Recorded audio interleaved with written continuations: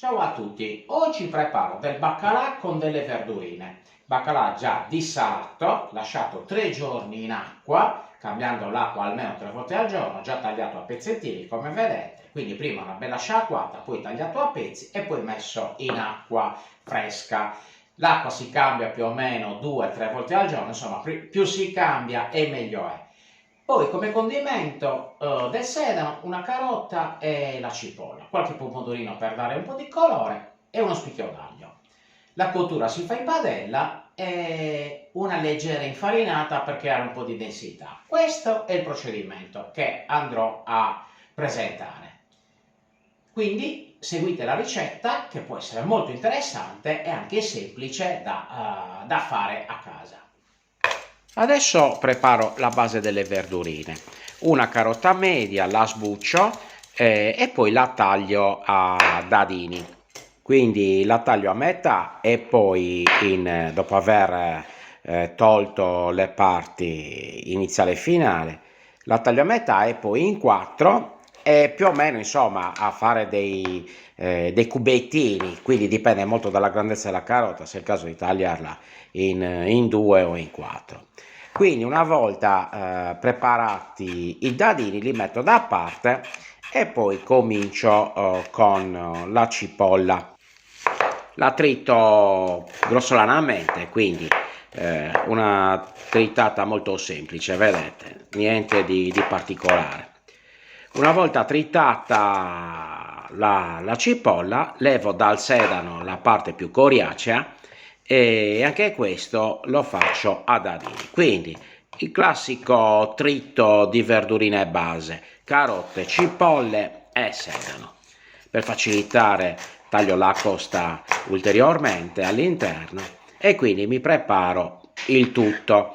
Anche il pomodoro lo taglio in 3-4 pezzi, lo faccio a cubetti, dipende se avete, in questo caso ho usato un piccadilli, ma si può usare anche un pomodorino ciliegino, un datterino. Il datterino rimane un po' più dolce, quindi magari forse è meno consigliabile.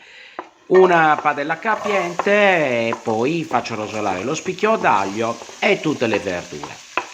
Ecco qua. Verso nella padella tutto assieme. Quindi l'olio è appena caldo, le faccio rosolare un po', le faccio sudare un po', qualche minuto. Dopodiché le salo, quindi un pizzico di sale, un po' di pepe per insaporire, questo sempre a vostra discrezione, a vostro piacere, e una volta che hanno rosolato le sfumo un po' col vino bianco, perché poi il vino bianco anche con la cipolla dà un po' di densità. Adesso le porto a cottura, copro.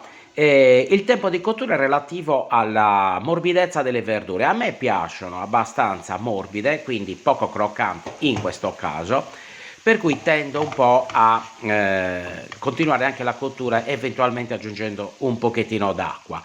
Però per chi amasse invece avere la croccantezza del sedano, della carota, magari può diminuire. Quindi controllate di volta in volta qual è il grado ideale al vostro gusto. Ripeto, a me piacciono un po' morbide, quindi le lascio cuocere per un quarto d'ora buono.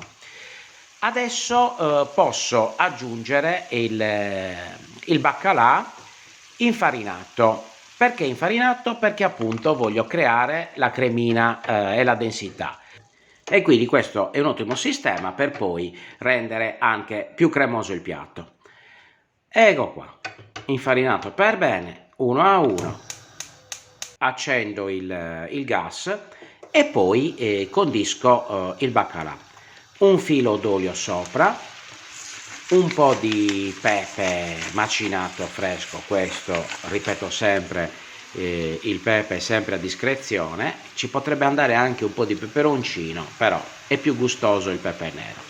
Una sfumata col vino bianco, non appena comincia a entrare in temperatura, e poi anche un pizzico di sale, perché il baccalà provenga appunto dalla salagione e quindi è stato dissalato, è necessario poi aggiungersi un po' di sale in cottura. Ecco qua, disposto per bene. a metà cottura più o meno lo giro. Il tempo di cottura del baccalà dipende moltissimo dalla grossezza dei pezzi, quindi anche dalla sua altezza. Diciamo che in linea generale quando si scaglia per bene il baccalà è cotto, quindi possiamo andare da un 6-7 minuti sino a un 10 minuti, dipende un attimo molto dall'altezza del pesce. Ecco qua, vedete, guardate, questo si scaglia, perfetto, quindi la cottura è avvenuta.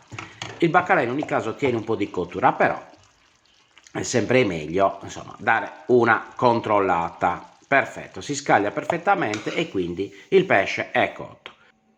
Ecco qua il risultato finale, guardate com'è cremoso, uno spettacolo, stravanato, un giro di pepe e buon appetito. Fatelo perché è veramente un piatto stravanato. Ciao, alla prossima ricetta!